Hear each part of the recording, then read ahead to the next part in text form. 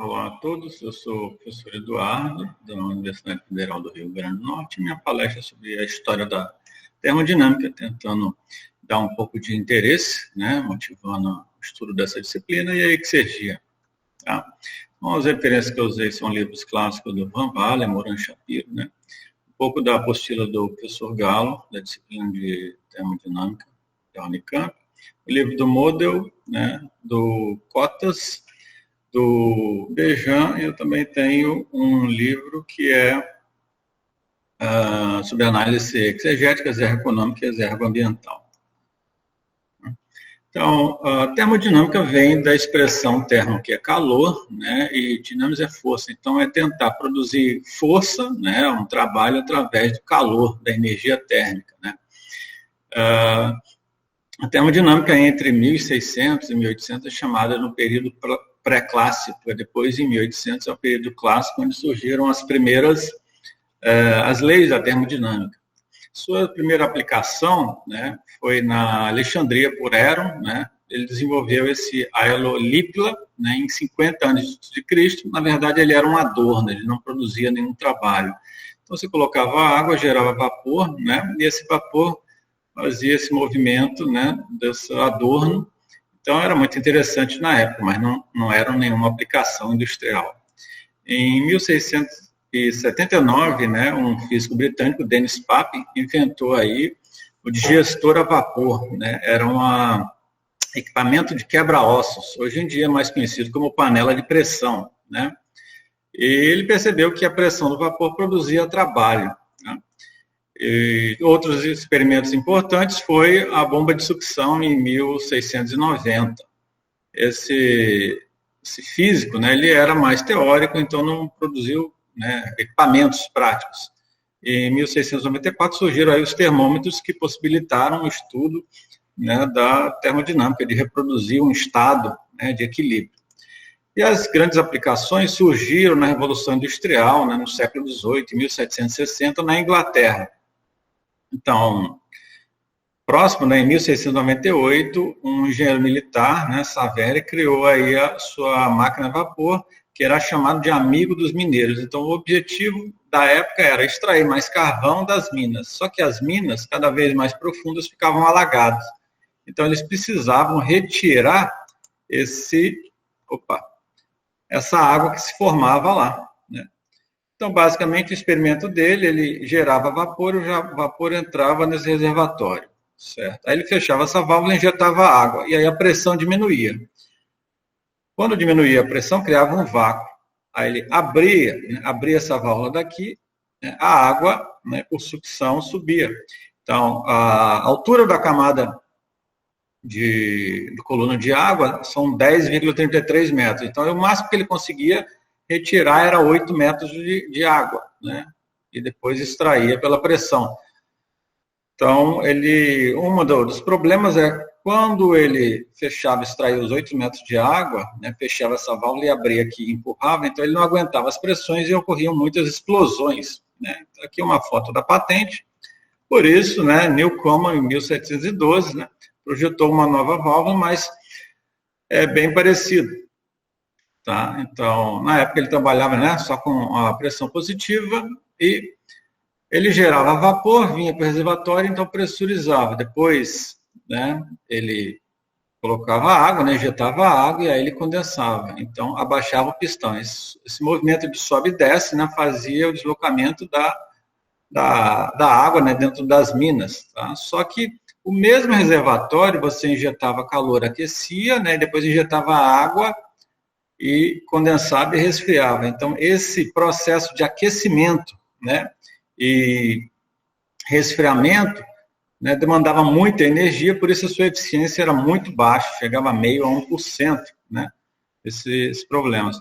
Então, na época, ele fez uma comparação dizendo, olha, 20 shillings por um dia ele conseguia escoar 250 mil galões por dia, enquanto 2 cavalos trabalhando só conseguiam 67 mil galões por dia. Então, era o marketing dele para instalar essas máquinas, né, de bombeamento aí.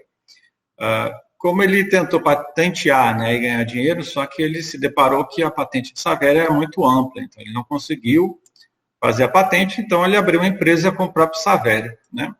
Como a eficiência era baixa, ele usava, né, carvão, então não tinha enxofre, gerou muito chuva ácida, né?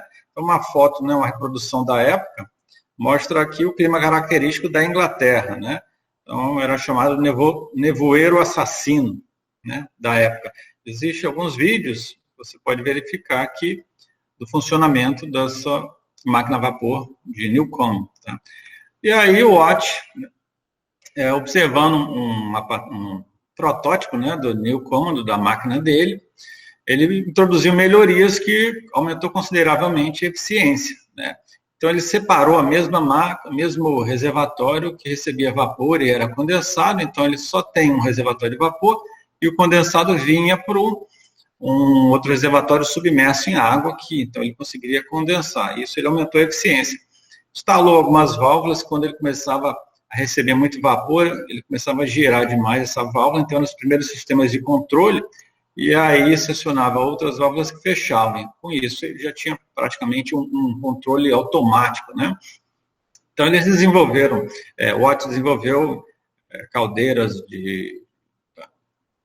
das máquinas, né, Maria-Fumaça, né, teve seu nome reconhecido como unidade de potência, recebeu muitos prêmios na época. Já em 1824, né, Carnot definiu aí os primeiros princípios, né, de conversão de calor em trabalho, então mais focado para ciclos, né, então para haver uma conversão contínua, um sistema deve realizar ciclos entre a fonte quente e fria, então ele tem uma parte do calor que é útil e outra parte é dissipada aí. Né? Carnot gostava de trabalhar muito mais com temperatura do que Watt, né? E Newcomen gostava de trabalhar muito mais com pressões. Provavelmente ele viu que na época houve muitas explosões, morreu muita gente. Né?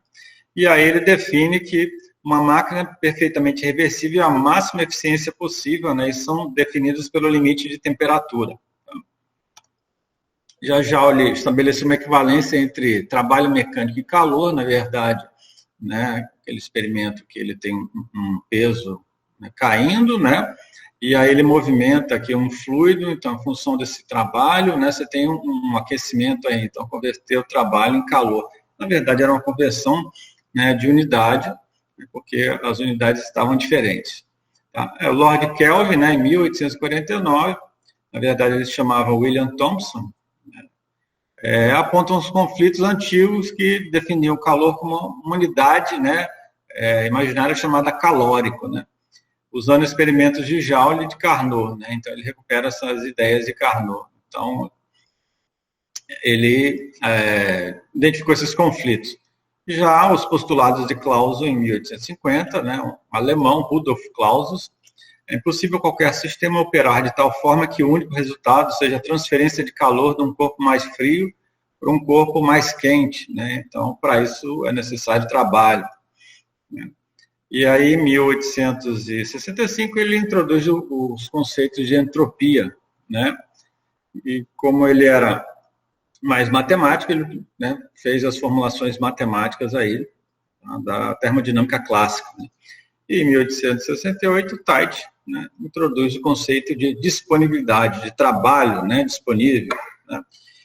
E Gibbs define, né, o trabalho como levantamento e abaixamento de um peso. Na época, como a principal aplicação da termodinâmica era elevar, né, a água, né, retirar a água das minas, então ele definiu o trabalho como levantamento e abaixamento, né, do peso. Ele utiliza as mesmas ideias, né, do William Thomson, que é o Lord Kelvin, né, que vai fazer a sua escala absoluta Kelvin, trabalhando com hélio. E Maxwell e Boltzmann, né, define em 1890 as teorias cinéticas dos gases, né, o conceito de energia interna. Então, para um gás perfeito, né, a energia interna, a entropia, só é a função da temperatura, tá? Porque uma propriedade termodinâmica deveria ser definida por duas propriedades, né? Ou um estado termodinâmico deveria ser definido por duas propriedades. E para gás perfeito, somente a temperatura, né, pode definir a energia interna e a entalpia.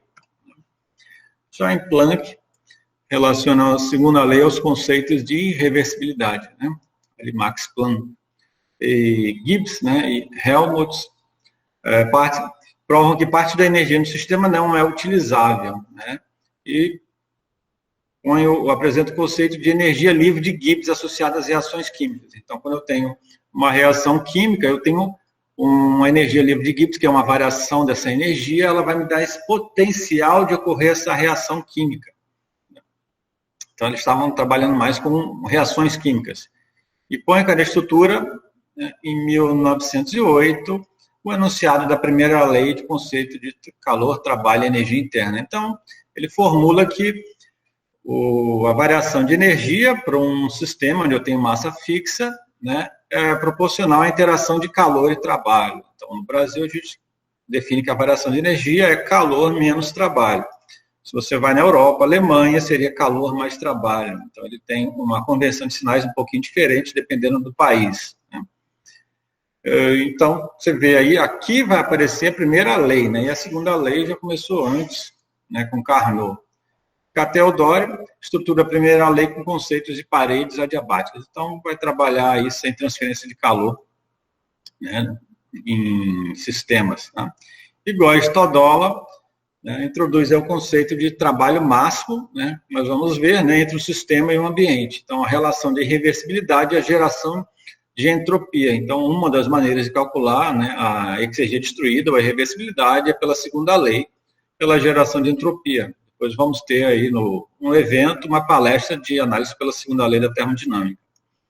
Em 1932, Quina aplica, né, inicia a aplicação de exergia em otimizações econômicas. Introduz aí uma mistura da exergia com conceitos econômicos aí gerados para sistemas de eletricidade, vapor, de cogeração.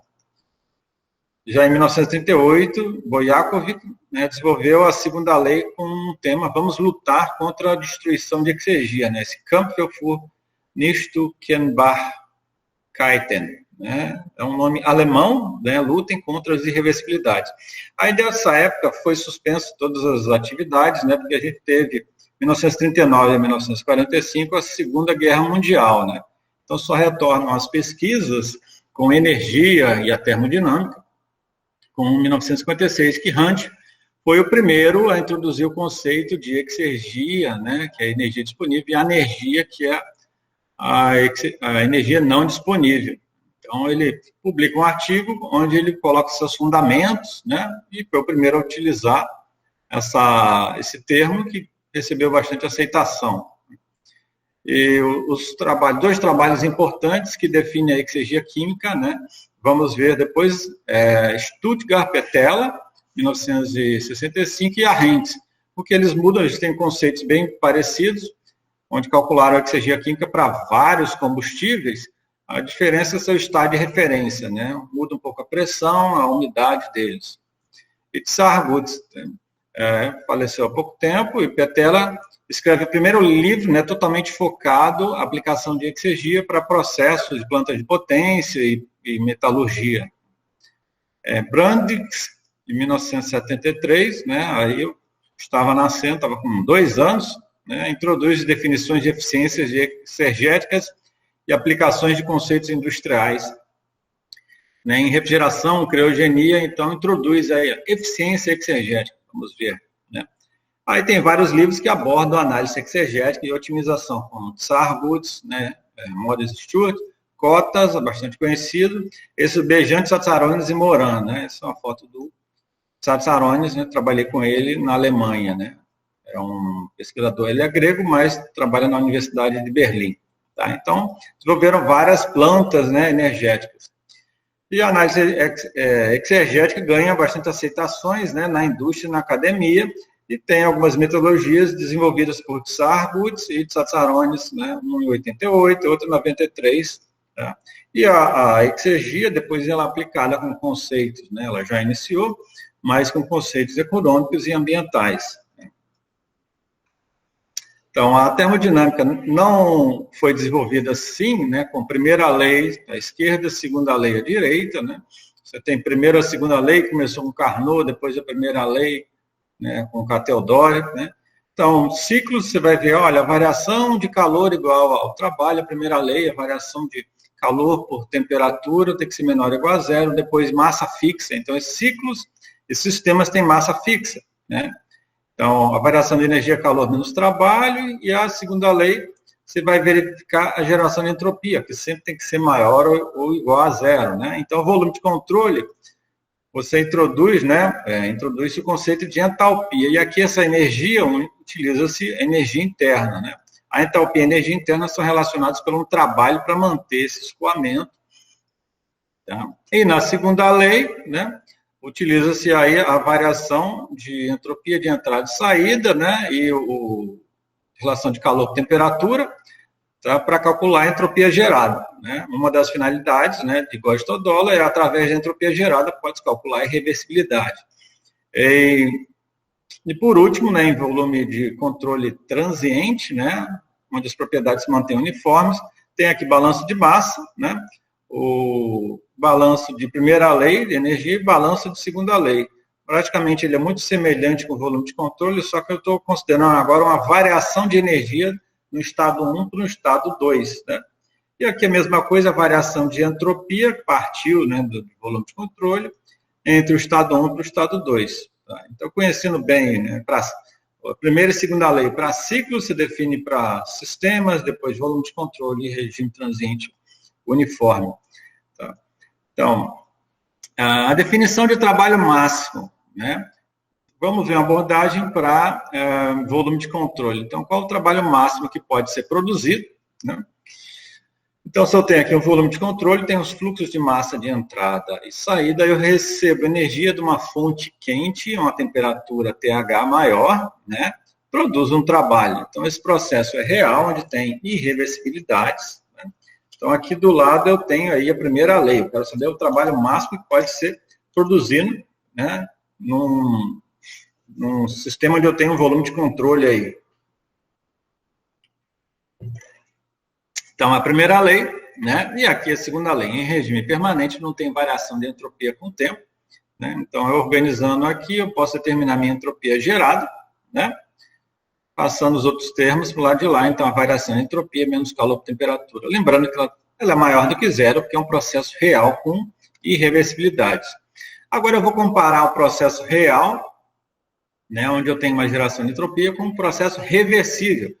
Lembrando que o processo reversível é onde produz mais trabalho, então a entropia gerada é zero. Então, eu vou considerar as mesmas condições de entrada, saída, né, recebe a mesma quantidade de calor pela temperatura TH, só que o meu trabalho vai ser o máximo, né?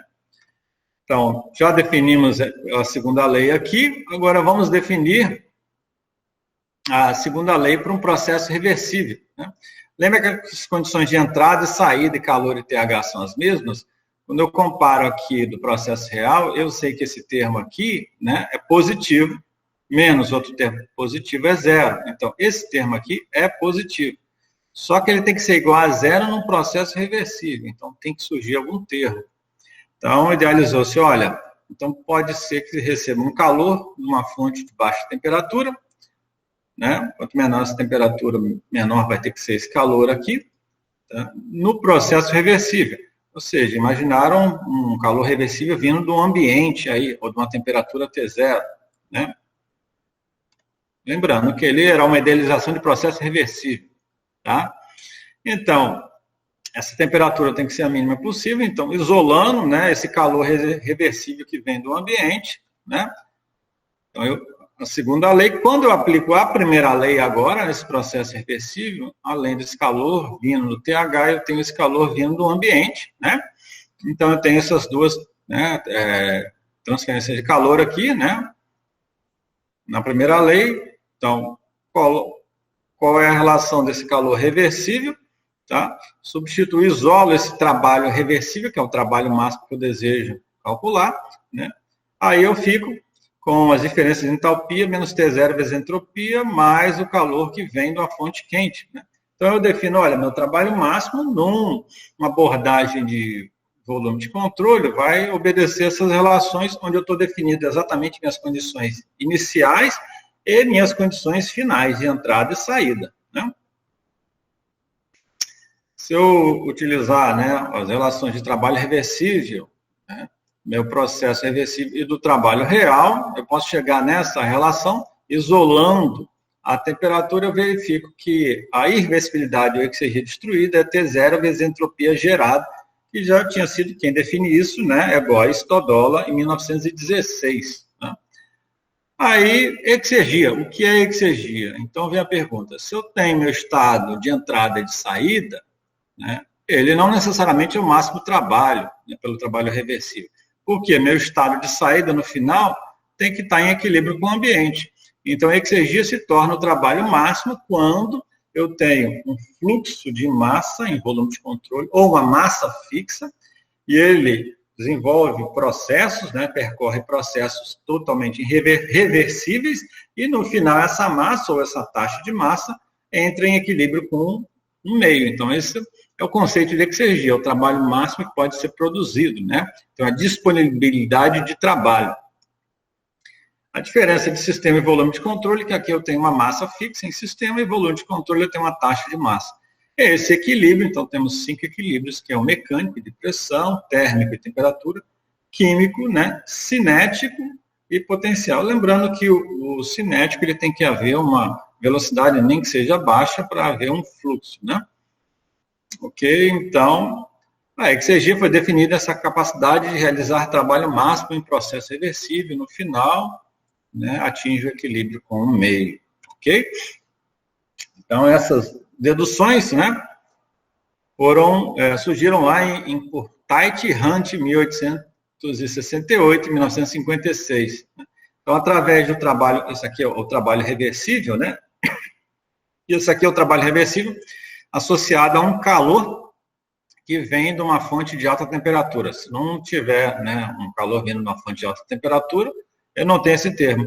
A exergia, simplesmente ela despreza esse termo, né, a propriedade exergia, né, ou disponibilidade, desconsidera esse termo inicialmente, mas eu posso considerar ele separadamente. Né? Então, a propriedade vai ser entalpia menos T0 vezes entropia, pode haver efeitos cinéticos e potenciais, e menos entalpia menos T0 vezes entropia, né, em equilíbrio com o ambiente, né, com o meu estado padrão.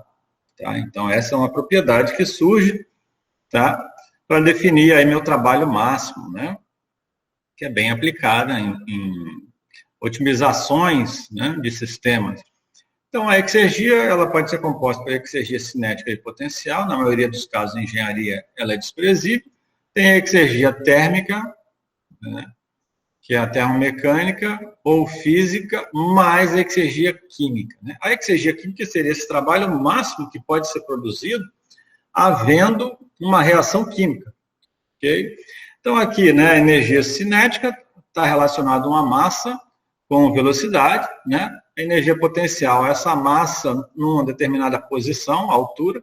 As exergias físicas, então, entalpia menos T0 vezes entropia num estado qualquer, menos entalpia menos T0 vezes entropia, num estado em equilíbrio com o ambiente. E a exergia química, né?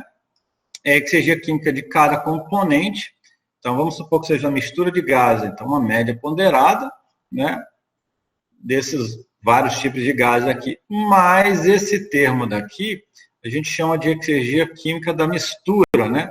Está relacionado com o trabalho para separar, né, essa mistura. Então, aqui é uma dedução mostrando, olha, de onde veio, né, esse trabalho. Então, a exergia química dos gases é a somatória das energias dos seus componentes, uma média ponderada, né, de cada componente, menos o trabalho de compressão para separar ele. Então, o livro do Cotas mostra, se eu tenho uma mistura de gases, aqui uma membrana semipermeável, só deixa passar um tipo de gás, então vamos supor que ele esteja na pressão atmosférica. Só passa um gás, por exemplo, CO2, água, né, oxigênio. Quando ele passa por essa membrana semipermeável, vai reduzir a pressão. E para ele liberar novamente, nas mesmas condições da atmosfera, na mesma pressão P0 e temperatura T0, ele passa por um compressor isotérmico, né? Lembrando que volume específico menos integral de VDP é o trabalho em volume de controle. Se eu substituir esse volume PV igual a RT, então RT é constante, né? Fica logo na pirâmide das pressões finais e iniciais. Essa pressão final aqui é a própria pressão atmosférica e essa aqui é a pressão parcial, né? Então, da pressão parcial até a pressão atmosférica. Então, a pressão parcial, a lei de Dalton, vai ser a fração molar vezes a pressão total. Então, essa expressão está mostrando que a exergia química, né, é uma exergia para separar cada mistura, né, de gases, onde a entropia, além de função de temperatura e pressão, pode ser função das concentrações havendo mistura de gases. Um exemplo para calcular essa exergia química, né? Então, eu tenho aí um gás natural, é uma mistura de metano, etano, propano, nitrogênio, CO2, né? E aqui estão as frações volumétricas, que é a mesma coisa que a fração molar, né?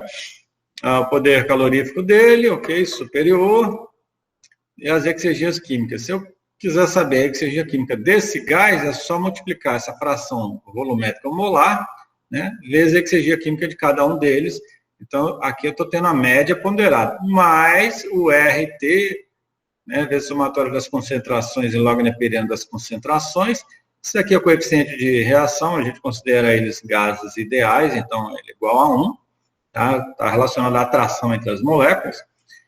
Então, isso aqui é a exergia química da mistura, né? Esse é o trabalho para separar ele, é o seu outro termo. Observando aqui, está em base molar. Quando eu divido pelo peso molecular, eu passo ele para a base mássica. Então, a exergia química, né, é bem próximo do poder calorífico, né?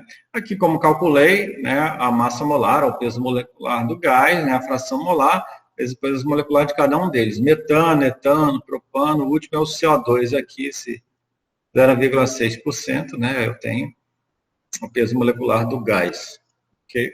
Então, como ele está bem relacionado com o poder calorífico, então, o livro do Cottas mostra, né, qual é a exergia química, simplesmente calculando um fator adimensional vezes, né, o poder calorífico, tá? Então, esse parâmetro depende da composição, por exemplo, se for um combustível sólido, da relação de oxigênio e carbono, eu tenho essa expressão. Se oxigênio e carbono for entre 2,67, né, em massa e 0,67, eu tenho outra expressão. Se ele tiver líquido, se ele tiver umidade, né, ou enxofre, aí eu corrijo ele, tá? Para combustíveis líquidos eu tenho esse daqui, e para gasosos eu mostrei ali, tá? Também ele mostra, né, várias faixas que ocorre esse parâmetro adimensional, para calcular essa exergia química dele, tá? Isso daqui nada mais é que a variação de energia de Gibbs, a entalpia menos T0 vezes a entropia, né? Seria final menos inicial, um menos aqui, então é inicial menos final.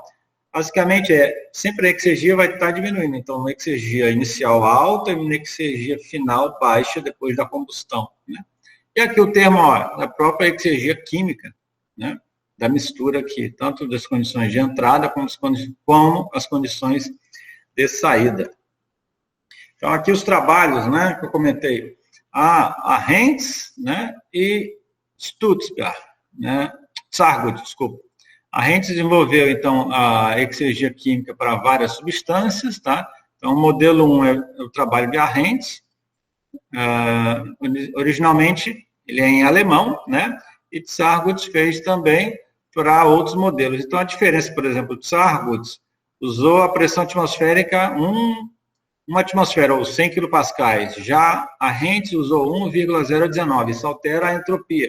E a composição do ar, oxigênio, nitrogênio, CO2 e água, né, fica um pouquinho diferente do Hentz e de Sargut, mas se eu observar bem, eles não são muito diferentes, né? Ok. Então, o balanço de exergia, né? Semelhante ao balanço de primeira lei ou segunda lei, né, nós temos aí o balanço de exergia. Então, um sistema onde eu tenho aí massa fixa, né, eu tenho que a exergia, né, igual a energia interna, mais uma exergia de expansão, né, se tiver alteração do volume, né, menos T0 vezes a entropia. Lembrando que energia interna 0, V0, T0, P0, né, tudo no estado padrão são constantes, né? Então, o meu objetivo é só mostrar que essa daqui é a exergia, né? Como eu tenho produtos aqui, então, derivadas de produto, então vou desenvolver esses termos aqui. O objetivo é mostrar que, através da primeira lei, né, balanço de massa, primeira lei, segunda lei, nesse balanço de exergia, foi desenvolvido aí, né, o balanço de exergia, tá? E aí eu vou ter termos, né, da exergia relacionados, né, à transferência de calor, exergias relacionadas ao trabalho de eixo, um trabalho de fronteira, né, variação de exergia líquida no escoamento, de entrada e saída, menos a exergia destruída. Então, esse é o balanço. É uma expressão bem grande, porém, alguns alunos não gostam muito, né? Então, aqui, se o meu reservatório for rígido, esse termo é desprezível, então, em regime permanente também é desprezível, eu calculo a exergia destruída. Então, essa expressão pode ser substituída no balanço de exergia como exergia de entrada igual de saída, mas é destruída, né? Alguns processos separam as exergias relacionadas à transferência de calor. Ou exergia do combustível igual a exergia do produto, mais exergia destruída. Então, aqui eu defino que é produto e que é combustível. Então, o SPEC, né, trabalha bem com essas unidades produtivas. Tá? Então, a eficiência de segunda lei, né, vai ser a exergia do produto pela exergia, né, do combustível. Então, uma bomba, né? Então, estou aumentando a pressão, então aumenta a exergia. E estou usando o quê? Um trabalho, né, de eixo, por exemplo, né? Turbinas, meu objetivo é produzir um trabalho, né, ou uma potência. Estou usando o quê? Uma variação de exergia do vapor ou dos gases, né? Trocador de calor, eu estou aquecendo um fluido, né, e estou usando um fluido quente que está diminuindo aí sua temperatura, né? Tudo em conceitos exegéticos, tá? Então, esse conceito de que é produto e combustível, você pode encontrar aqui nessas referências, né, do Tsatsaronis, de 2002, Lazareto de Tsatsaronis, que ele mostra todo o espectro, né, e eu tenho um livro, né, está lá no site, que ele mostra um pouco esses conceitos, né, de combustível e produtos. Se quiserem dar uma olhada no site lá, temos aqui, né, uma promoção desse livro, ok? Então, ele define aí o que é combustível, o que é produto, né? Combustível é produto, tá? Então, primeiro aí, produto é considerado, né, a saída ou o aumento de exergia, né? E, por analogia, combustível então, se aqui a saída vai ser a entrada, e se aqui foi o aumento, aqui vai ser a redução de exergia. Isso é lá do livro do SPEC, tá? E aí, por exemplo, compressores, né? Eu estou aumentando a pressão, tá? Então, exergia 2 menos exergia 1, né? Então, alguns macetes, todos os pontos eu tenho que considerar. Então, esse é o meu produto, um aumento da pressão, um aumento de exergia. Estou usando o quê? Uma potência, um trabalho de eixo, né? Então, esse daqui é exergia do meu combustível. Uma turbina, né, ou expansor, eu estou produzindo um trabalho, uma potência, né, uma taxa de exergia 4, e estou usando o quê? A exergia, a variação de exergia, por exemplo, do vapor, exergia 1, menos A2, menos A3. É um trocador de calor, então, estou aquecendo um fluido, né? Então, o fluido, se ele está aquecendo, está reduzindo, estou aquecendo um fluido. Estou usando um fluido quente que está diminuindo aí a sua temperatura. Se está diminuindo a sua temperatura, ele está diminuindo a sua exergia, né? Então, ele é o combustível, aqui, então, fluido quente. Exergia 3 menos A4, e eu estou aquecendo esse fluido frio, né? Exergia 2 menos A1, tá?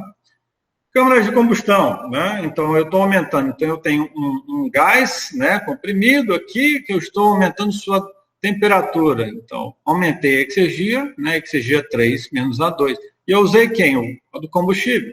Se for um combustível sólido, eu conseguir determinar, né, as cinzas, né? Então, vai ser exergia 1 menos A4. Se for gasoso ou líquido, não tem esse termo aqui, tá?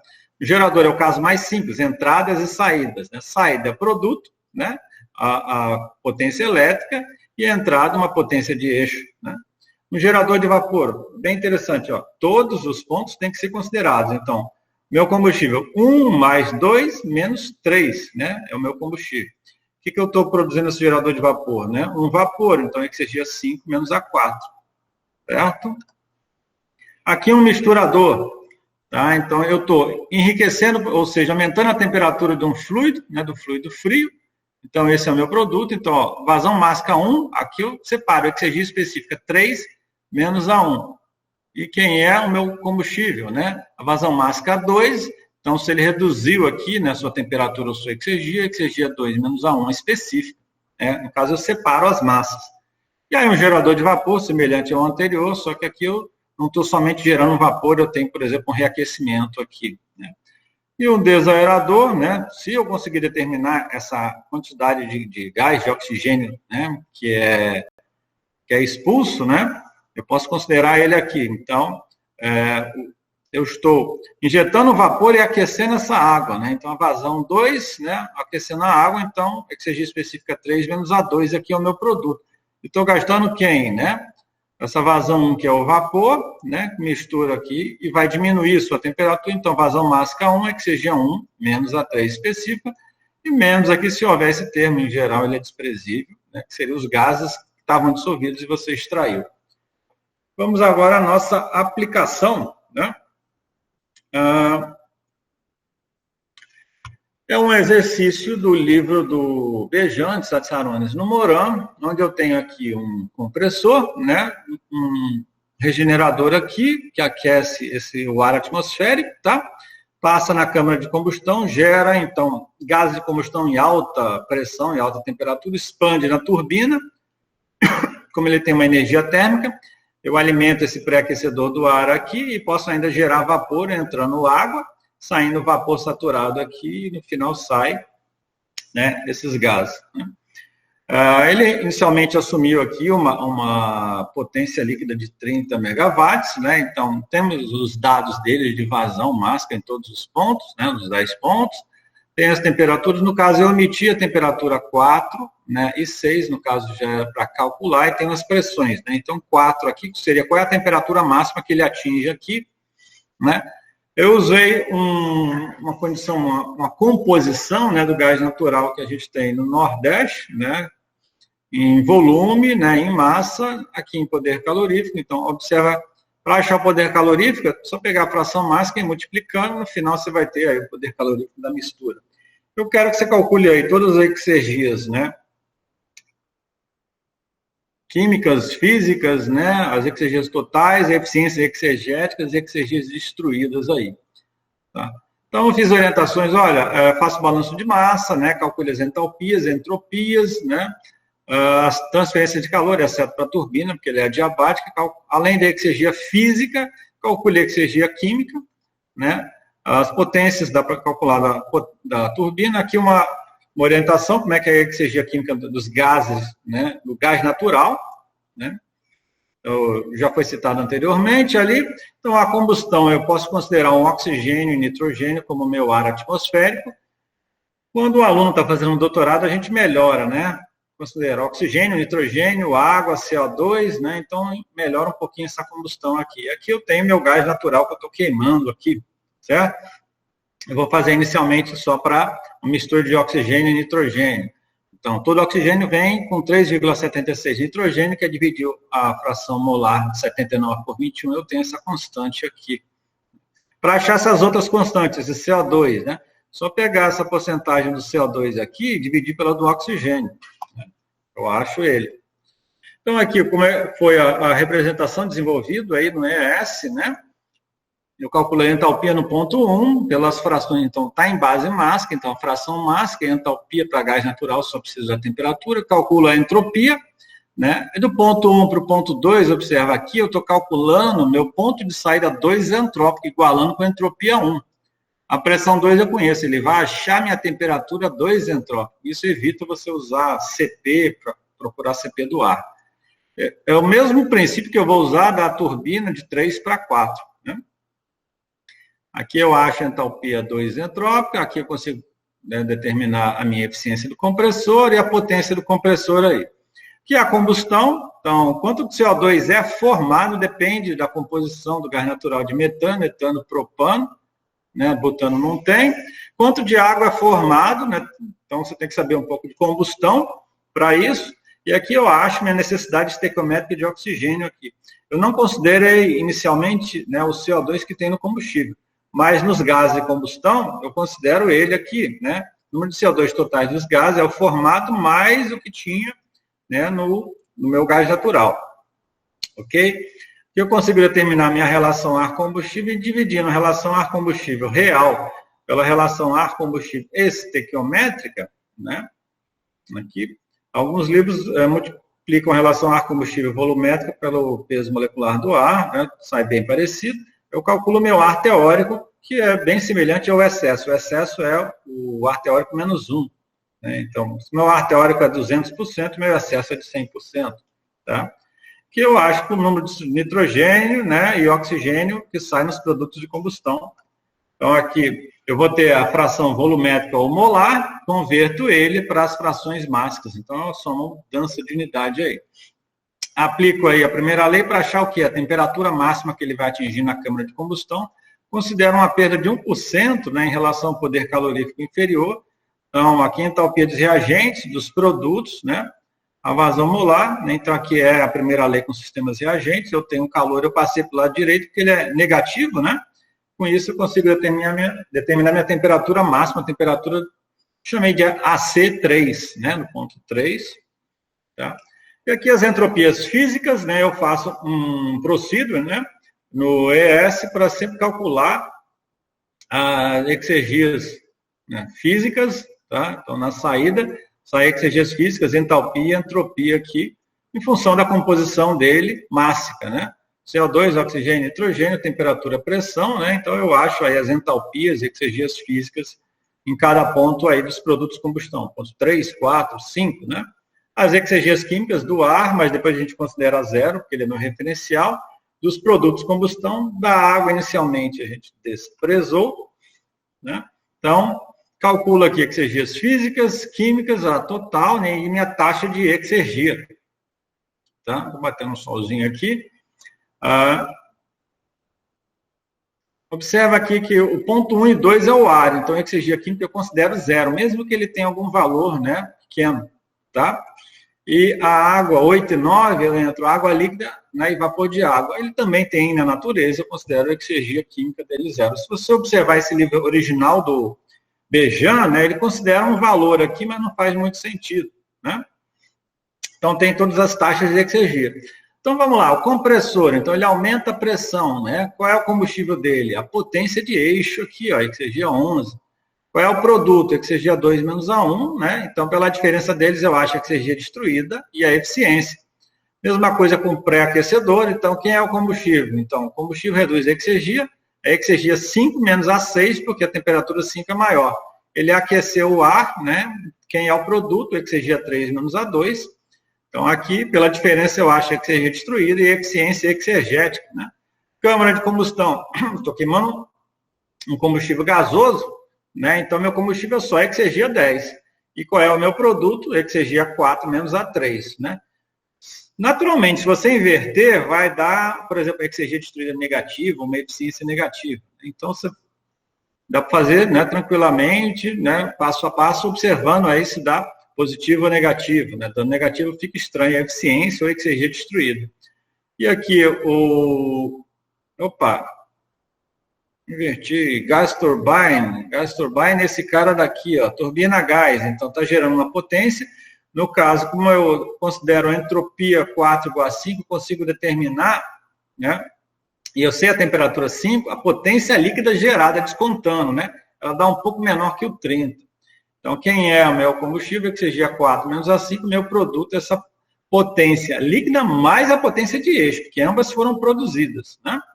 E tem que inverter, minha caldeira de recuperação aqui, combustível é o próprio gás que abaixou, né, a sua temperatura, ou reduziu sua exergia 6 menos A7, e o seu produto é o vapor gerado, exergia 9 menos A8, está aqui, certo?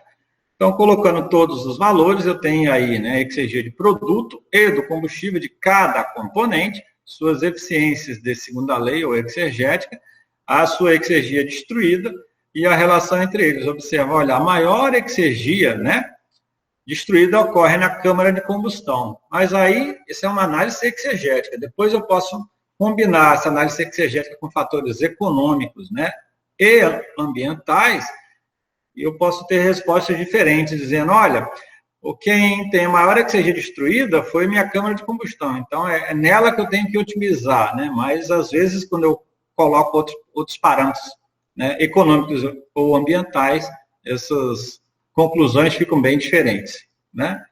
Então, obrigado, agradeço a atenção de todos, né, e depois, no final do período, vou estar aberto a perguntas.